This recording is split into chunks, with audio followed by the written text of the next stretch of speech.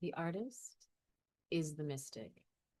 Not all artists are mystics, not all mystics are artists, but when the mystic is an artist and the artist is a mystic, magic happens.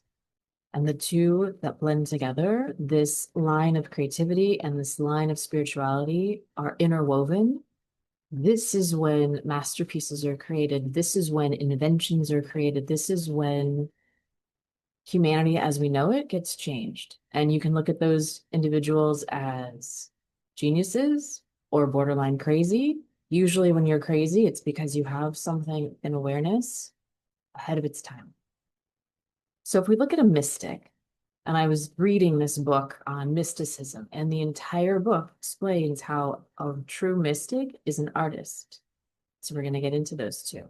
But a mystic is someone that has a connection to the divine, that has this union to God, source, all of the universe, not just the universe itself, but all of the universe, and is able to commune and get downloads, get information, and somehow explain that to people, somehow explain that energy and that transformative exchange that happens when we're connected and how to help other people connect to that. Because it's the purest source of love, it's the purest source of energy, and there's nothing comparable to it, which is why it's been written for years and years of this understanding of this connection to something greater than ourselves. And so when you have an artist who's tapped in, who also has that connection, who is inspired by their intuitions, who has visions, they now have the capacity and almost the obligation and to take that information that they've been given because they've made space for it to come in and actually express that out into the world. Musicians are probably the easiest of all the arts to compare. When we hear music, it does something to us, right? It activates something within us. It stirs our soul. It moves us by just a beat, by just a rhythm, by just a sound. And it can carry us and transport us into a whole different dimension. It's transformative.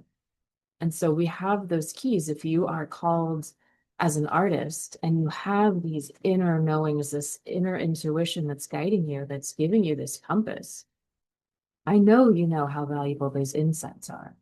And so the hard part is getting them out into the material world, putting them out into the world, putting your words out, putting your paintings out, putting your expression out, putting whatever it is that you want to build that you see needs something extra, needs something additional into the world.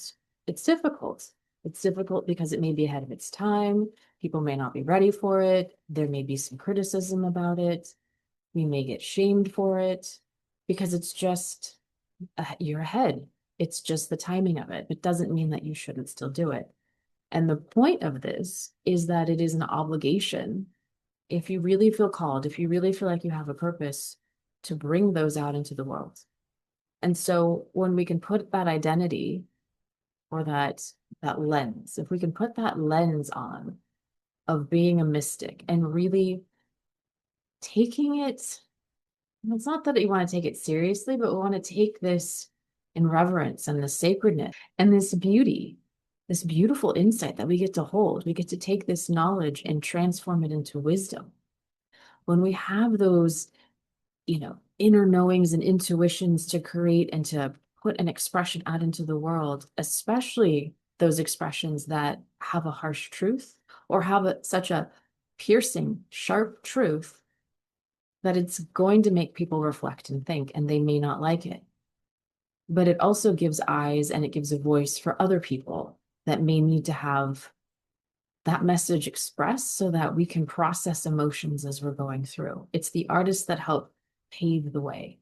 There's a wonderful book called Art and Physics by Leonard Schlein, and he looks at the physics movement, the scientists that were in their own little bubble, concocting different things about space, time, quantum physics, and simultaneously in different circles and different parts of the world at the same time, artists were depicting what those scientists were working on years ahead.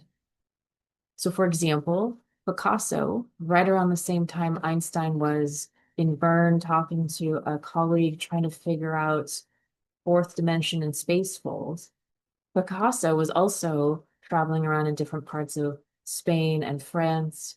And he also had a colleague that he was working with, and they started to develop Cubism. And at the time, Cubism was not really regarded very well. It was given a name, it wasn't really accepted until years later, and it started to match up in an alignment with what Einstein was working on, this quantum physics, this understanding of space and time, and looking at dimensions in multiple facets simultaneously. And we were seeing these patterns in art, and there's many other examples, but this sense of the artist was understanding a collective consciousness and was working on it before it came about. Along with this role of being a mystic, interwoven in your artistry, in your work, means that you're going to be ahead of the curve and you're going to have moments where people won't understand what you're doing. And you're going to be left with an opportunity to see how you want to handle that. Do you move through it? Do you take the challenge? Do you still have a deep sense of knowing of what it is that you want to express and let opinions happen where they happen? Or do you hide it within? Do you keep it to yourself and maybe wait a little later? The choice is always going to be yours. What's the best for you and what you want to do? The point of this is that they happen no matter what, no matter when you decide to take out those pieces of work, to actually put them together, whatever happens with them. I don't know if it really matters, because in the process of creating things, of listening to your intuition and actually putting it out into paper, you know it's a struggle. You know it's never going to always be to the vision that you want unless you really work at it. And it is possible, but it takes time when it translates into pen and ink and sound and texture and color, how to capture that vibration and that essence of human life. It's the artist's plight to have these mystical experiences or to see the world in these different ways through the spaces in between, the moments in between, the artifacts of snapshots of moments strung together and served up in a way with a perspective, with a story, with with an artist's touch. And so if we can see these two in alignment, that we know our spirituality and our practice of spirituality has to come into practice. We have to put that knowledge into wisdom, and we do that by action. And so I'm of this opinion that your spirituality and your creativity are really the same coin. It's just two different sides. And when you practice your creativity, whatever that means to you, whatever that excites you, whatever it is that you feel that you're the creator of and co-creating because you're getting this information and you're just in the process of creating and allowing it to come through, allowing it to be whatever it needs to be, and then deciding what you want to do with it after.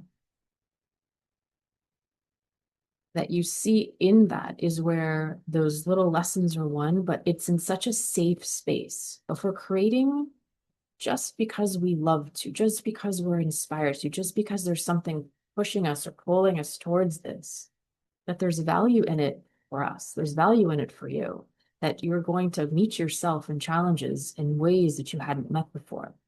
And that act of going through what comes up in a safe space deepens your spirituality, deepens your intuition, deepens your self-knowledge of who you are and the purpose that you have, the purpose that you want to have, the ways you want to design your life. And so if we can walk in this way where we look at the creativity and the art that wants to come through, the artistry that wants to come through as a mystical experience in itself, and that you are, most importantly, a mystic, especially if you're called and those two things are coming through, that it's an obligation. There's really an obligation to go and put those works out into the world. We're in such a open-minded time right now. We're in the age of Aquarius. We're in this collective mindset. We're open to really different and new ideas. And so whatever might have seemed a little bit adventurous or a little bit different a couple of years ago would totally be acceptable now. We're in a different place and we want more things. We want to be more open. We've been pushing for change for a long time, and now we're here. We can do anything we want. We just have to anchor in. and especially if we're guided to anchor into that guidance, to use that insight to move through the projects, the creations we want to make, the ways in which we want to design our lives, the ways in which we want to have relationships, the ways in which we want to commune, the ways in which we want to know ourselves. And we use that as a fuel to move forward. And by bringing these things, these ways in which we want to live, the ways in which we want to lead ourselves, our examples, and have a ripple effect, we're also allowing collective consciousness to expand because we're bringing down insights, right? You're inspired by some intuition, some vision, some imagination, something has stirred inside of you that's really pulling you and drawing you. Let's say it's a book, let's say it's music, let's say it's something that you feel like has to be said, has to be done, right? When you put that out, when you're able to allow yourself free expression, when you're able to allow yourself to just be a muse, just to be the channel for whatever's coming through, you're allowing other people to then see by example what's possible. You're allowing other people to access the wisdom that you now hold because you've created everything. It's no longer just knowledge, it's a wisdom that you, from personal experience, in the rich enriches everybody because you're sharing your story, you're sharing your insights, you're sharing that human experience and that essence that cannot be duplicated. You're completely unique in your situations, but we can all relate to situations. We can all relate to emotions. We can all relate to certain pain points, certain highs, certain lows, even though our situations are different. And that's why we love storytelling so much, because of the way things are constructed, the way things are put together, that you couldn't even make up some of those. I love documentaries and true stories because it's just how everything just tends to fall into place. It's mystic. So as you're getting inspired, as you're getting ideas, hold on to that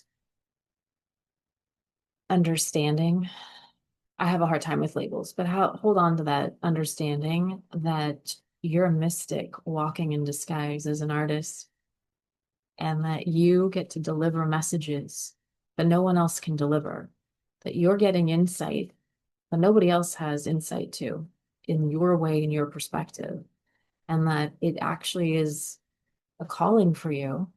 Up to you if you want to answer it, up to you if you feel like it's something that you need to do. But I would urge you to consider, especially those that feel so close to you, so special to you, that you find ways to help offer them up and express them, even if it's to yourself, even if you're just writing them down for yourself, so that you can at least start that process of creating it and then figure out what you want to do with it.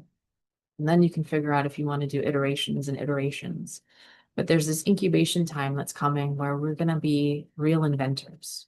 We're really open to this collective consciousness. We're living in such a moment by moment time where we can manifest and do things in an instant that we were never able to do before, quite like this. Which is why it's so important, as someone who's creative, someone even who paints, who writes, being able to kind of talk about that, depict that. You may be ahead of your time. You may be tapping into something that we're not going to really see the magnitude of visions that you have now. That doesn't mean that you shouldn't put them out there. You should absolutely put them out there and be okay with whatever feedback you get. As long as you're in this strong knowing that what you're putting out in the world is true for you. You have a message, you have something to say. You're a mystic, you're an artist. I hope you enjoy the journey and the path. I'm excited to see what you bring into the world.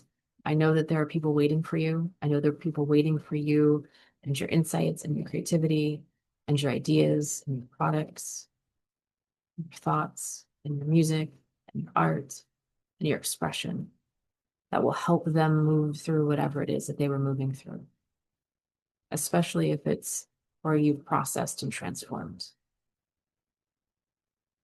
Enjoy this walk. Hold your head up high. Know that you're doing something of great work in humanity. This is what culture is about. Being able to offer up expressions for other people that don't feel like they have a voice or aren't able to articulate how they feel or what they see. And we depend on artists to be able to help us move through those emotions. If you'd like to work with me, I have links down below. Thank you all for being here. I love you all. I really do appreciate all of you. I look forward to continuing this conversation. I love you all. Take care.